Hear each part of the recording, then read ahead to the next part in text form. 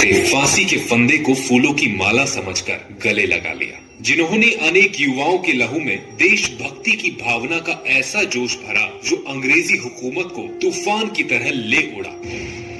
ये नाम है शहीद आजम भगत सिंह, सुखदेव और राजगुरु के। बचपन से ही भगत सिंह के मन में देशभक्ति की ज्वाला धधक रही थी। उन्होंने गांधी जी के विचारों से प्रभावित होकर असहयोग आंदोलन में बढ़ चढ़कर हिस्सा लिया, परंतु गांधी जी के यह आंदोलन वापस लेने पर भगत सिंह के दिल को इतना आघात पहुंचा कि वह गांधी जी के विचारों से कोसों दूर चले गए।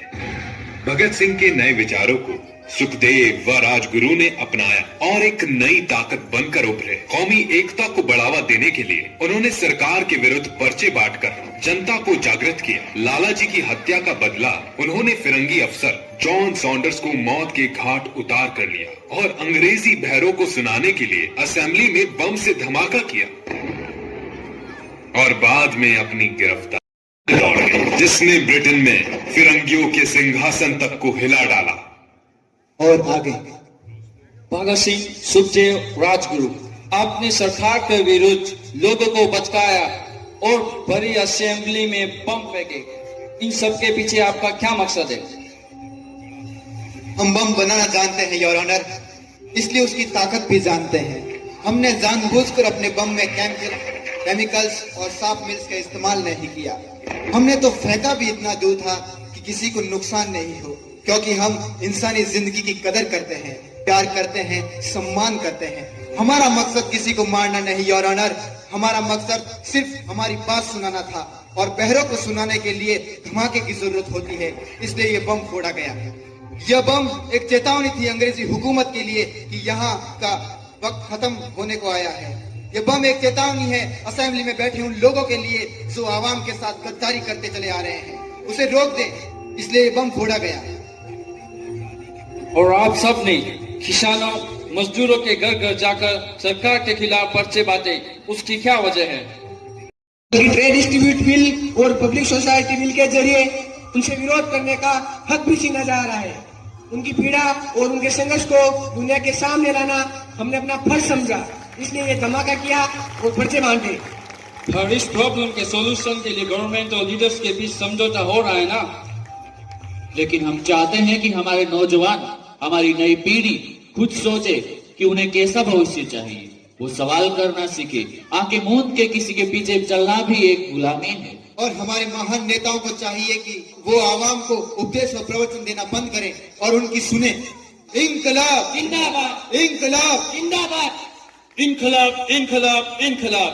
आखिर इनकलाब का मतलब क्या है? इंकलाब एक लड़ाई है जुर्म और नाइंसाफी के खिलाफ। इनकलाब एक हथियार है आदमी का आदमी पर शोषण रोकने के लिए। इंकलाब एक ऐलान है देश के नौजवानों को एकजुट करने के। इंकलाब एक चेतावनी है उस पर सरकार को होशियार करने के लिए। इनकलाब एक पुकार है सोई हुई आवाम को उठाने के लिए। इंकलाब एक आवाज है दबे हुए जमीर को जगाने के लिए। इंकलाब जिंदाबाद, इंकलाब जिंदाबाद, इंकलाब। गैर जिम्मेदार नौजवानों ने आजादी की लड़ाई को बदनाम किया है। यह बहुत दुखदायी घटना है, जिसकी जितनी भी निंदा की जाए वो कम है। यह एक खेदजनक हरकत है, इससे स्वतंत्रता हासिल करना और मुश्किल हो गया है। इस देश के चलने लग गई तो इससे हमारे सारे समाज की रचना नहीं हो सकती, सिर्फ विनाश ही होगा। विनाश हमारा मकसद नहीं है, हमारा मकसद है इन जालिम विदेशी लुटेरों से हिंदुस्तान की आजादी। यह संघर्ष खून मांगता है और हम तैयार हैं। अहिंसा और प्यार, यही दो तरीके हैं आजादी पाने के लिए, और मुझे पूरा विश्वास है कि इस तरह हम दुश्मन का भी दिल जीत पाएंगे।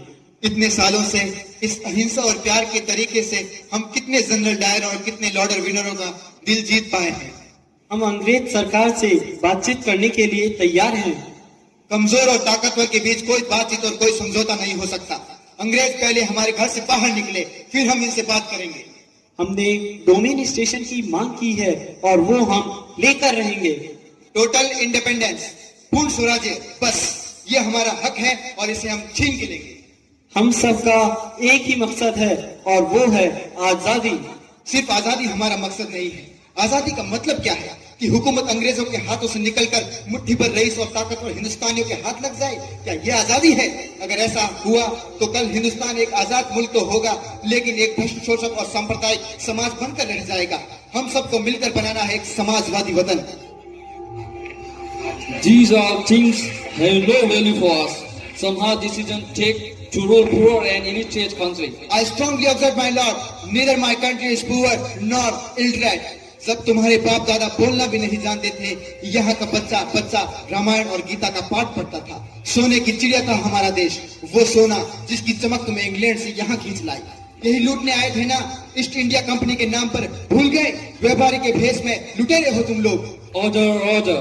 हम लोगों को गरीब कहते हो तुम लोग? तुम लोगों को शर्म नहीं आती? तुम्हारी रानी तक अपने ताज में हमारे यहाँ से लुटा हुआ हीरा पहन के बैठी है, कोहिनूर हीरा।